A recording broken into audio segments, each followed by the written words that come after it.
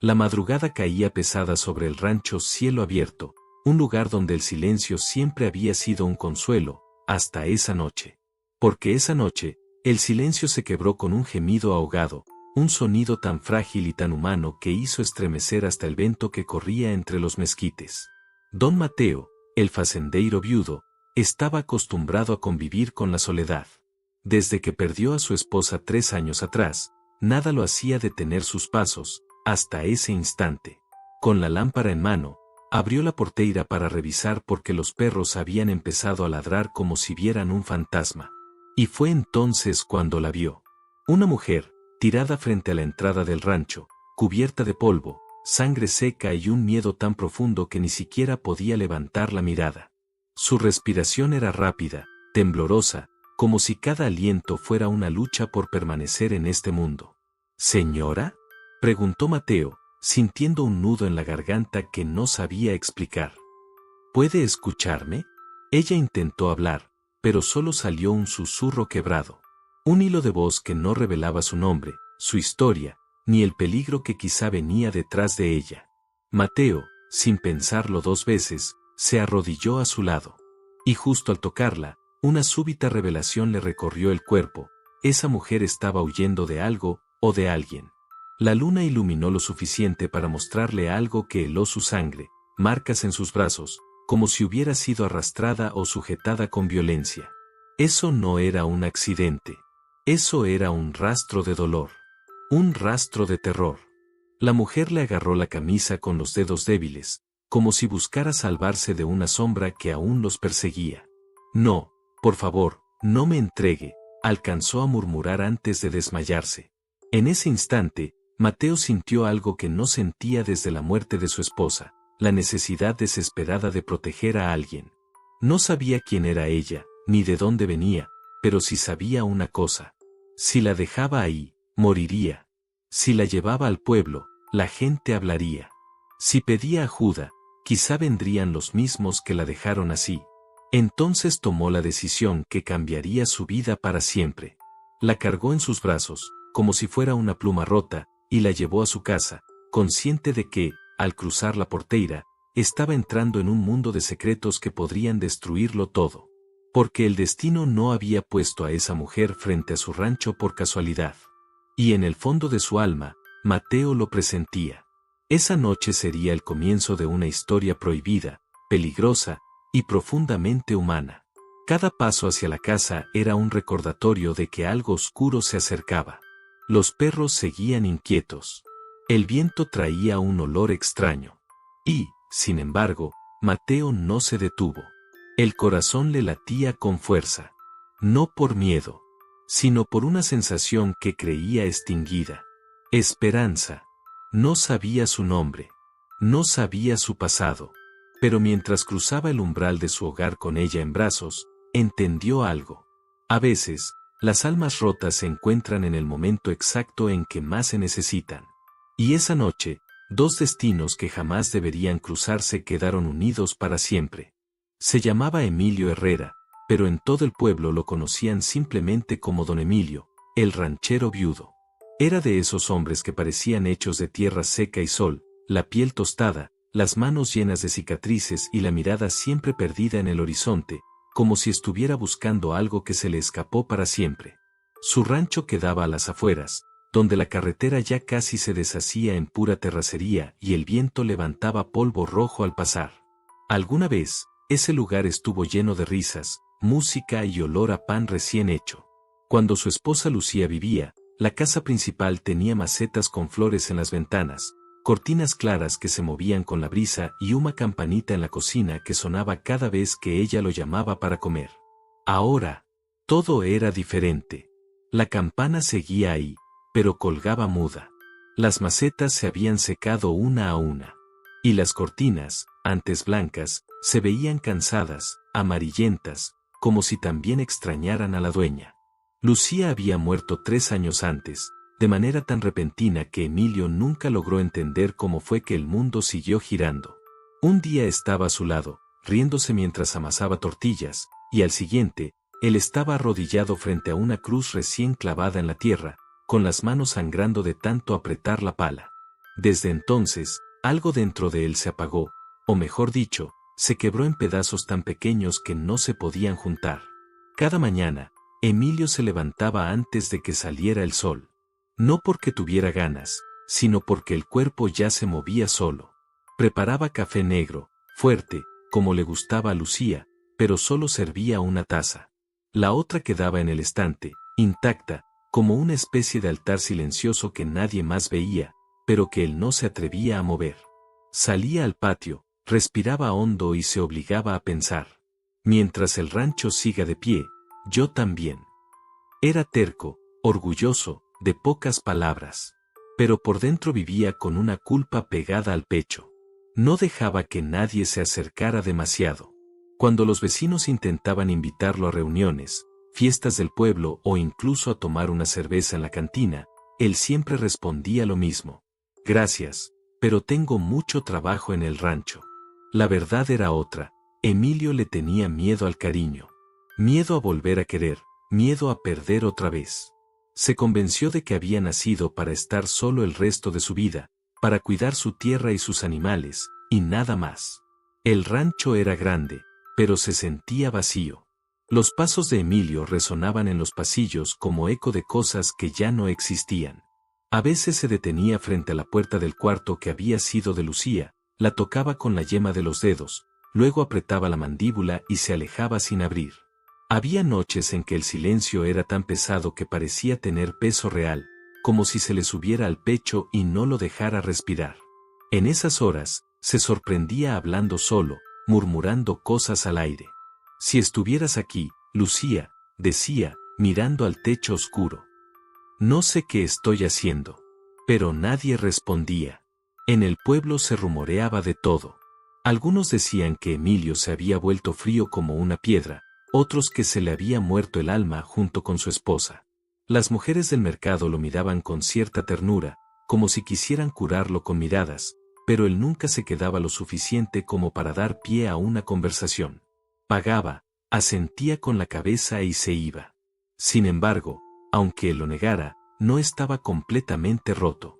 Había algo, pequeño pero insistente, que seguía latiendo dentro de él. Lo demostraba en detalles mínimos, en la forma en que rescataba perritos abandonados que encontraba cerca del camino, en cómo siempre dejaba un poco de maíz tirado cerca de la cerca para que comieran los pájaros, en la costumbre de arreglar la cruz de la entrada del rancho, donde cada tanto dejaba una flor silvestre. Ese hombre que aparentaba ser puro hierro todavía sabía ser tierno cuando nadie lo veía. Y aunque no lo quería aceptar, también sentía soledad. Una soledad pesada, que se sentaba a su lado en la mesa, dormía en la cama vacía, lo acompañaba al campo y se le acostaba en el corazón cuando anochecía. Algunas tardes, al ver el camino polvoriento que llevaba hasta la entrada del rancho, Emilio imaginaba cómo sería ver llegar a alguien. Un visitante inesperado, una carreta, un auto, algo que rompiera la rutina. Pero luego soltaba una risa amarga y negaba con la cabeza. ¿Quién va a venir hasta acá?, se decía a sí mismo. Lo que Emilio no sabía era que el destino ya estaba en camino. Esa misma soledad que tanto lo ahogaba, estaba a punto de ser interrumpida de la forma más inesperada y peligrosa.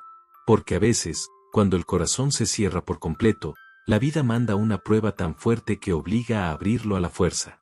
Y en el caso de Emilio, esa prueba iba a llegar una noche de lluvia, en forma de una mujer herida, tirada justo frente a su portón. Ella despertó al amanecer, envuelta en un silencio denso, como quien emerge de un sueño que aún duele. La habitación donde abría los ojos era cálida, iluminada por un rayo tímido que se colaba entre las cortinas viejas. Por un instante creyó estar muerta, hasta que sintió el ardor en su costado y el vendaje firme que cubría la herida. La mujer, porque ese era ahora su único nombre, ya que no recordaba el suyo, pestañeó varias veces, intentando ordenar los fragmentos sueltos que tenía en la memoria. Una noche oscura, pasos que la perseguían, un grito ahogado, luego una caída, y finalmente, la voz profunda de un hombre que le decía, «Aguanta, ya estás a salvo». Cuando Ignacio abrió la puerta, ella lo miró con unos ojos grandes y asustados, del color de un bosque mojado. No supo por qué, pero su presencia le transmitió una extraña mezcla de calma y desconfianza. Se veía imponente, con su camisa de algodón remangada y el ceño ligeramente fruncido, como si estuviera luchando contra pensamientos que preferiría callar. Pero también se veía, bueno, íntegro, como alguien que jamás pasaría por encima de otra vida. ¿Cómo te sientes?, preguntó él, usando una voz suave que contrastaba con su apariencia ruda. Ella tragó saliva. No, recuerdo mi nombre, susurró. Creo que alguien me hizo daño. Ignacio sintió un puñal invisible atravesarle el pecho. Hubo un destello de furia en sus ojos, una furia que no era hacia ella, sino hacia quienquiera que la hubiera lastimado así. Era una emoción que hacía años no experimentaba, el impulso de defender a alguien a toda costa.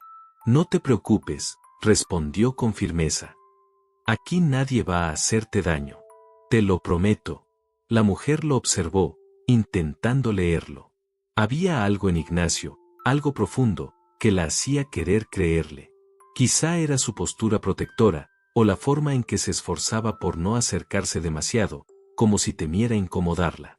Pero sobre todo era la forma en que la miraba, con un respeto cálido, casi reverencial, como si ella fuera un libro frágil que temía abrir sin permiso. Aunque no recordaba su pasado, sí sentía el peso del miedo en los huesos. Y, sin embargo, frente a ese hombre desconocido, había un extraño alivio. Uno que no entendía, pero que necesitaba. Ignacio le ofreció agua, luego una manta, luego silencio. Un silencio que no presionaba, sino que la invitaba a respirar. Por primera vez en mucho tiempo, tal vez desde antes de perder la memoria, la mujer sintió que podía bajar la guardia, aunque fuera un poco. No sabía su nombre. No sabía por qué estaba herida. No sabía quién la perseguía. Pero sí sabía algo. En ese cuarto, bajo la mirada atenta de Ignacio, no estaba sola. Y aunque ninguno de los dos lo admitiera, un hilo invisible empezaba a tensarse entre ellos. Un hilo que pronto los llevaría a un destino donde la pasión, el peligro y la verdad se entrelazarían de una forma imposible de ignorar. Aquella madrugada, el rancho de don Salvador parecía más silencioso que nunca. Ni siquiera los gallos se animaban a cantar. Adentro de la vieja casa, solo se escuchaba el crujir de la madera y la respiración entrecortada de la mujer que él había encontrado tirada frente a su portón. Salvador se quedó un buen rato sentado junto a la cama, con el sombrero en las manos, mirándola como quien mira un misterio que no sabe si lo va a salvar o destruir. La lámpara de queroseno dibujaba sombras en las paredes, y cada sombra parecía recordarle lo mismo: estás haciendo algo que no deberías. ¿Quién eres?, susurró, aunque sabía que ella no podía escucharlo bien. ¿Por qué te dejaron así? La mujer, a quien él había empezado a llamar la desconocida, se movió inquieta. Tenía la frente vendada, el labio partido y morados en los brazos como si el mundo entero se hubiera ensañado con ella. De pronto, apretó los ojos con fuerza y murmuró algo que heló la sangre de Salvador. No, por favor, no me lleves con él. Salvador se inclinó hacia ella. Tranquila, aquí nadie te va a hacer daño, dijo, con esa voz grave y suave que antes solo usaba para calmar a los animales asustados. Estás en mi rancho, estás a salvo. Pero la palabra a salvo rebotó en su propia mente como una mentira. Él sabía muy bien cómo era la gente del pueblo, chismosa, desconfiada, cruel con lo que no entiende. Un hombre viudo, viviendo solo, escondiendo a una mujer herida en su casa, eso no iba a terminar bien si alguien lo descubría. Mientras pensaba en todo eso, se escuchó de pronto un golpe seco en la puerta principal. Salvador se puso de pie de un salto, con el corazón queriendo salírsele por la boca. Eran las 5 de la mañana. A esa hora nadie venía a visitar. Nadie, a menos que fuera algo grave. Volvieron a tocar, ahora más fuerte. Don Salvador, gritó una voz masculina desde afuera. Abra, por favor. Era Tomás, el capataz del rancho vecino. La garganta de Salvador se cerró. Miró a la mujer en la cama, miró el pasillo, la puerta, la ventana. Todo se había vuelto peligroso en un segundo. Quédate aquí, murmuró, aunque ella estaba medio inconsciente. No hagas ruido, ¿sí? Le acomodó la cobija, Apagó un poco la lámpara para que la luz no se filtrara por debajo de la puerta del cuarto y salió, tratando de caminar como si nada pasara, aunque las piernas le temblaban. Al abrir la puerta principal, el frío de la madrugada lo golpeó en la cara. Tomás estaba ahí, con el sombrero en la mano y cara de preocupación. Detrás de él se veía un par de hombres más a caballo, con las siluetas recortadas contra el cielo todavía oscuro. Buenos días, don Salvador. Perdón la hora, pero, Tomás tragó saliva. ¿No ha visto nada raro anoche? Salvador sintió un vacío en el estómago. ¿Raro? ¿Cómo qué? Preguntó, fingiendo calma. Tomás se acercó un poco, bajando la voz. Dicen que anoche una mujer se escapó de la casa grande de los Herrera, que la vieron correr por el camino de terracería, como si huyera del mismo diablo. El patrón está como loco buscándola. Mandó a varios hombres a revisar los ranchos cercanos, por si alguien la hubiera visto. El corazón de Salvador empezó a latir tan fuerte que le zumbaban los oídos. Recordó el cuerpo tirado frente a su portón, la sangre, los golpes, la forma en que ella se había aferrado a su camisa aunque casi no tenía fuerzas. Aquí no he visto nada, Tomás, mintió, clavando la mirada en el suelo para que no se notara el temblor en sus ojos. Anoche me dormí temprano. Ya sabe que uno, cuando está solo, no tiene mucho que hacer. Tomás lo miró un segundo, como si intentara leerle el alma. Luego suspiró. Pues si llega a ver algo, cualquier cosa, avísele al patrón. Dicen que la mujer está mal de la cabeza, que es peligrosa. Peligrosa, esa palabra le cayó pesada a Salvador. Volteó apenas hacia dentro de la casa, como si pudiera verla a través de las paredes. Esa misma mujer que, hacía unas horas, no tenía fuerza ni para mantenerse en pie. ¿Peligrosa? ¿O alguien tenía miedo de lo que ella pudiera contar?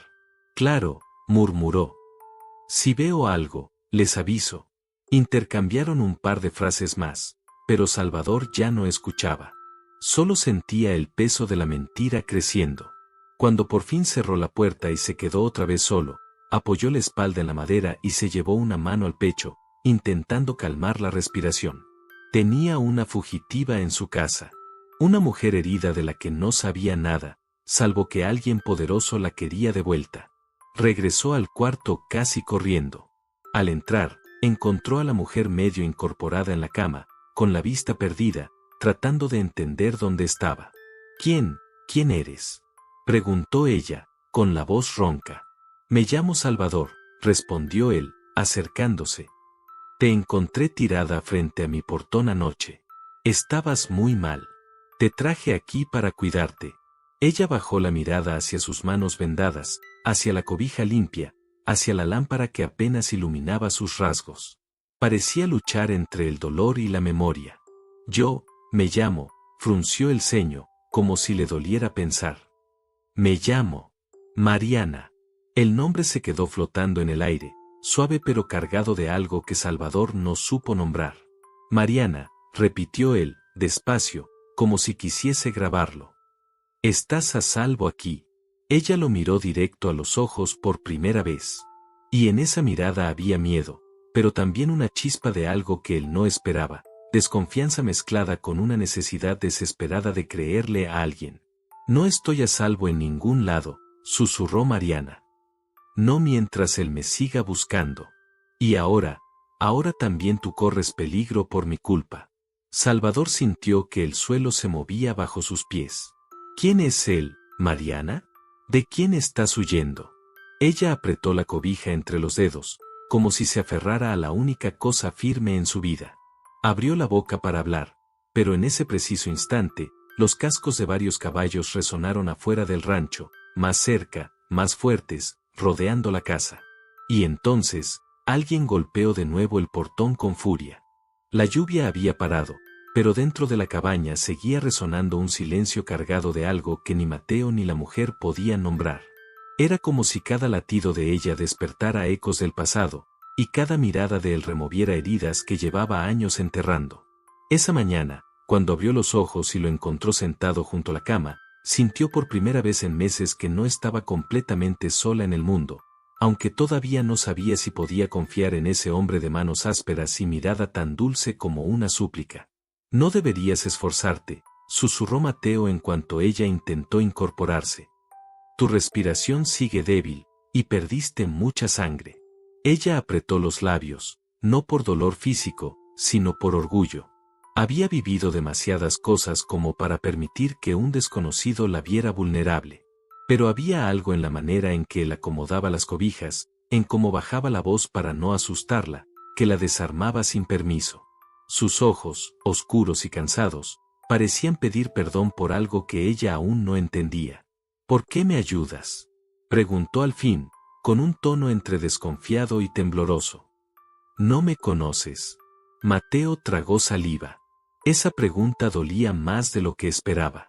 Porque, aunque no lo había dicho en voz alta, él sabía exactamente por qué le estaba ayudando, porque cuidar de alguien lo hacía sentir vivo otra vez, después de años caminando como sombra desde la muerte de su esposa. Porque estaba sola, respondió. Porque no podía dejarte ahí tirada como si fueras nadie. Y porque, se detuvo, sintiendo el peso de la memoria clavarse en su garganta, porque ya perdí mucho una vez. No pienso perder más. Ella lo miró largo rato. Ese perdí mucho le hizo un nudo en el peito. No insistió. No preguntó. Pero algo dentro de ella se suavizó. Los días siguientes fueron una prueba silenciosa para ambos. Mateo se levantaba antes del amanecer para atender al ganado, pero siempre regresaba a mitad de la mañana para verla. Entraba con pasos firmes, aunque por dentro estaba hecho pedazos de miedo, miedo de que ella desapareciera, miedo de que alguien la estuviera buscando, miedo de que algo dentro de él volviera a sentir y fallar otra vez. Ella, por su parte, luchaba entre la gratitud y la culpa. Había cosas que no podía contarle, cosas que la perseguían, cicatrices que iban mucho más allá de la piel. Y cada vez que veía la preocupación en el rostro del ranchero, se preguntaba cuánto tiempo tardaría en destruir también ese lugar seguro.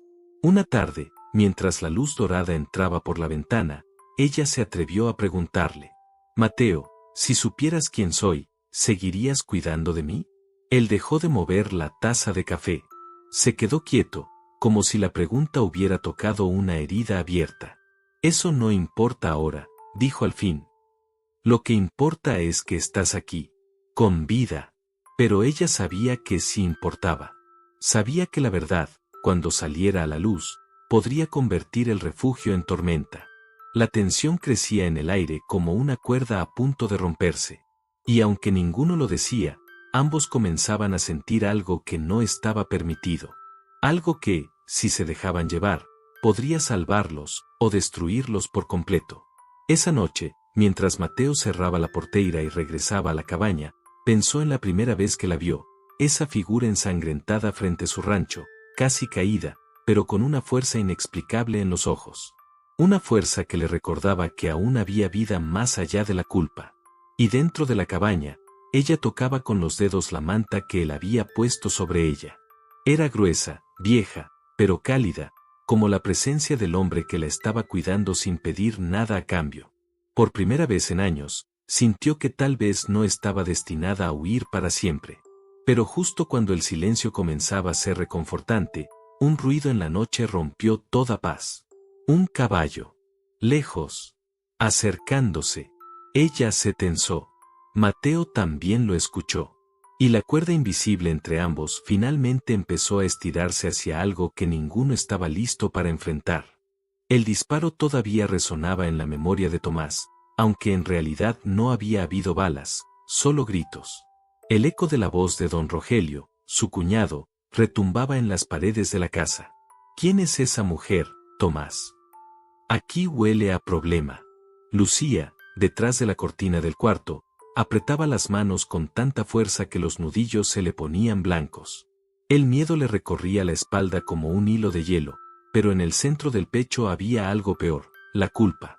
Ella sabía que, tarde o temprano, alguien iba a llegar preguntando por la mujer morena que se había esfumado de la carretera, llena de sangre y sin memoria, o eso era lo que todos creían. Tomás dio un paso al frente, plantándose en medio de la cocina, con la mandíbula tensa. No es tu asunto, Rogelio, dijo despacio, casi mascando cada palabra. Ya te dije que aquí mando yo. Ah, ¿sí? Rogelio soltó una risa seca. Desde que se murió mi hermana te me andas volviendo loco, Tomás. Primero te aíslas, luego casi no bajas al pueblo, y ahora resulta que escuchan voz de mujer en las noches en esta casa. La gente habla. Y cuando la gente habla, el pueblo juzga. Lucía cerró los ojos. Sabía que el pueblo juzgaba, porque ella venía huyendo justo de eso, de miradas que condenan, de rumores que matan reputaciones más rápido que cualquier bala.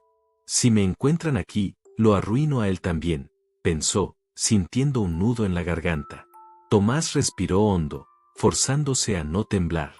En realidad, también tenía miedo. Miedo de perderla, miedo de que se la llevaran, miedo de que el pasado de Lucía, eso que él apenas comenzaba a conocer, irrumpiera como tormenta en la calma que habían construido en secreto.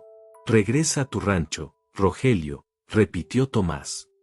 Ya tienes suficiente con tus vacas flacas. El otro dio un paso más, invadiendo su espacio. Te voy a decir algo, Tomás. Hay hombres buscándola, y no son ningunos santos. Sus ojos se entrecerraron. Hoy pasaron por el pueblo, enseñando un retrato. No dijeron su nombre, pero yo vi el dibujo. Morena, cabello largo, ojos grandes. Igualita a la sombra que se asoma por esa ventana por las noches. El corazón de Lucía se detuvo un segundo. Sintió que las piernas le fallaban y tuvo que apoyarse en la pared. Así que ya la estaban buscando. Así que la mentira de la amnesia empezaba a romperse sola. Tomás sintió el golpe de esas palabras como si le hubieran azotado una puerta en la cara. ¿Hombres de dónde? Preguntó con la garganta seca. De la ciudad, contestó Rogelio. Traen camionetas negras, dinero, pistolas. Y algo peor, permiso del pueblo para husmear. Porque ya sabes cómo es la gente, si alguien trae billetes, de pronto todos se vuelven sordos. Un silencio pesado llenó la cocina. Solo se escuchaba el tic-tac del reloj viejo en la pared y el sol quemando en el patio. Al fin, Rogelio se inclinó un poco hacia su cuñado. Te lo voy a preguntar una sola vez, Tomás, dijo, bajando la voz. ¿Tú sabes algo de esa mujer, o no? Los ojos de Tomás se movieron, por reflejo, hacia el pasillo donde estaba el cuarto de Lucía. Fue un segundo, menos que un parpadeo, pero suficiente. Rogelio siguió la dirección de su mirada y sonrió con malicia. Ya entendí, murmuró. Siempre tan noble, ¿verdad? Primero mi hermana, ahora una desconocida. ¿Qué traes, Tomás, culpa o necesidad? La sangre se le subió a la cabeza a Tomás. Sintió el impulso de golpearlo, de sacarlo a la fuerza, pero sabía que eso solo haría más ruido. Más sospechas. Más preguntas. Y ahora, con hombres armados buscando a Lucía, no podían darse ese lujo. Lárgate, dijo, esta vez sin rodeos. No te quiero ver aquí. Rogelio lo miró con una frialdad que Tomás no recordaba haber visto nunca en él. Está bien, me voy, dijo, arreglándose el sombrero. Pero cuando esos hombres lleguen aquí, yo no me voy a meter. Si te meten en un lío por proteger a una mujer que ni siquiera conoces, será tu problema. No el mío. Se dio media vuelta y salió, dejando la puerta abierta, como si quisiera que el peligro entrara más fácil. Tomás se quedó quieto unos segundos, respirando fuerte, hasta que escuchó como el motor de la camioneta de Rogelio se alejaba entre la polvareda del camino. Solo entonces habló, sin voltearse. Ya puedes salir, Lucía. Ella apareció en el marco de la puerta del pasillo, pálida, con los ojos brillosos y la respiración agitada. Todo esto es por mi culpa, susurró. No debí quedarme aquí. No debí permitir que me cuidaras. Ahora tú estás en peligro. Tomás se acercó despacio, con esa torpeza tierna que Lucía ya conocía. Le tomó la mano, caliente y temblorosa. No digas tonterías, respondió. Yo decidí ayudarte, y ahora decido seguir haciéndolo. Aunque vengan esos hombres. Aunque venga el mismísimo diablo. Lucía sintió como algo se le rompía por dentro. Podía soportar el miedo, el dolor, el cansancio, pero no la idea de que alguien bueno sufriera por ella otra vez. Tomás, dijo, tragando saliva. Hay algo que no te he dicho. Si esos hombres me encuentran, no solo te van a hacer daño a ti, también van a querer destruir todo lo que tienes. Tu tierra, tu ganado, tu nombre. Ellos no perdonan. Él la miró fijamente, sin soltarle la mano. Entonces es momento de que me digas la verdad, Lucía. Toda. Hizo una pausa, y su voz se quebró apenas. Porque para protegerte, necesito saber de qué tengo que protegerte.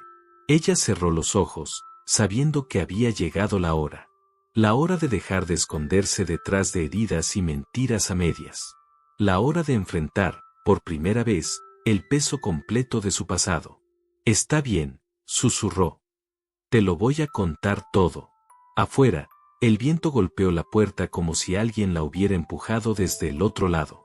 Y mientras el cielo empezaba a cubrirse de nubes oscuras, Lucía se preparó para abrir el capítulo más doloroso de su vida, uno que podía cambiarlo todo entre ellos.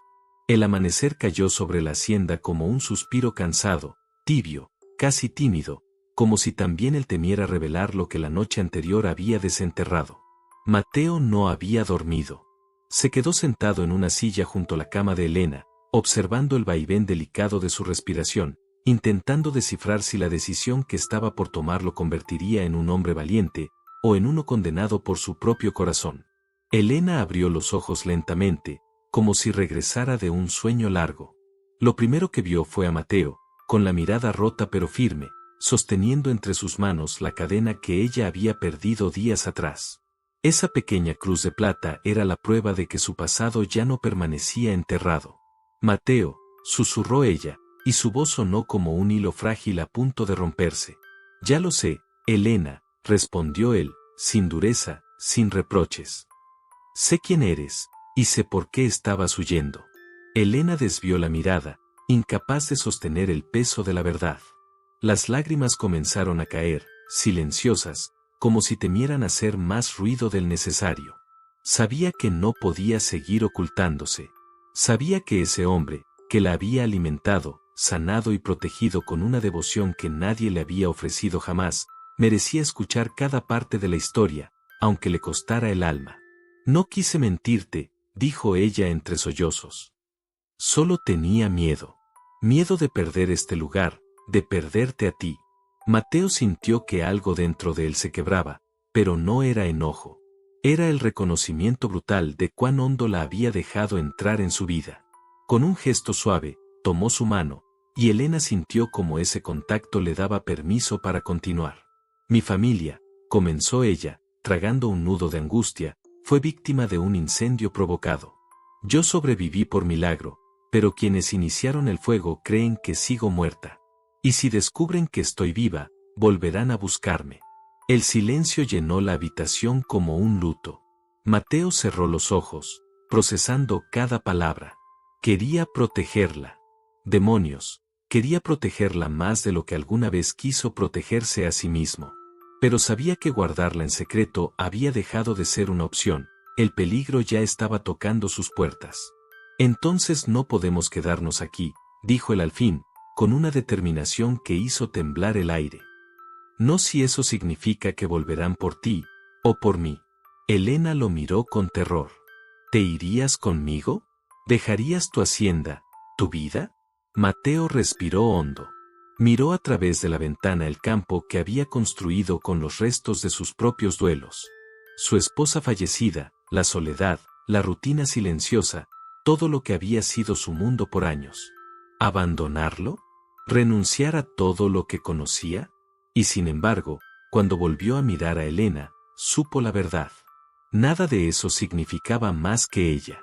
La vida no vale nada si la vivo en un lugar donde no estás, dijo él, con una honestidad que le quemó el pecho. Elena se cubrió la boca, ahogando un llanto que era alivio, amor y miedo mezclados. Mateo la sostuvo, y en ese abrazo encontraron la fuerza que la vida les había negado por tanto tiempo. Nos iremos esta noche, continuó él. Por el camino viejo. Nadie lo usa. Nadie nos seguirá. Tendremos una oportunidad, Elena, una sola. Y la tomaremos juntos. Ella asintió, aún temblando. Pero un nuevo pensamiento cruzó su mente, uno oscuro, inevitable. Mateo, si me voy contigo, puede que te persigan también. Puede que no haya vuelta atrás. Mateo acarició su rostro herido, ese rostro que había aprendido a amar sin darse cuenta. No quiero volver atrás, dijo. Quiero lo que viene contigo. Elena cerró los ojos, dejando que sus lágrimas cayeran sobre la mano de él como una promesa silenciosa. Todo estaba decidido. No habría más secretos. No habría más huida solitaria. A partir de ese día, enfrentarían al mundo juntos, aunque el mundo quisiera destruirlos. El sol terminó de elevarse, bañando la habitación en un brillo cálido, casi bendito. Y por un instante, solo un instante, ambos sintieron que el destino les había regalado una segunda oportunidad. Sin embargo, afuera, más allá de la tranquera, unas huellas frescas marcaban la tierra húmeda. Alguien había llegado antes del amanecer. Y no venía en son de paz. La noche cayó sobre la hacienda como un manto espeso, cargado de silencios que pesaban más que cualquier tormenta. Mauro caminaba de un lado a otro en el corredor, con el corazón latiéndole tan fuerte que parecía querer escaparse. Afuera, el viento golpeaba las ventanas con un lamento que parecía repetir el nombre de María, como si la misma tierra se negara a dejarla ir.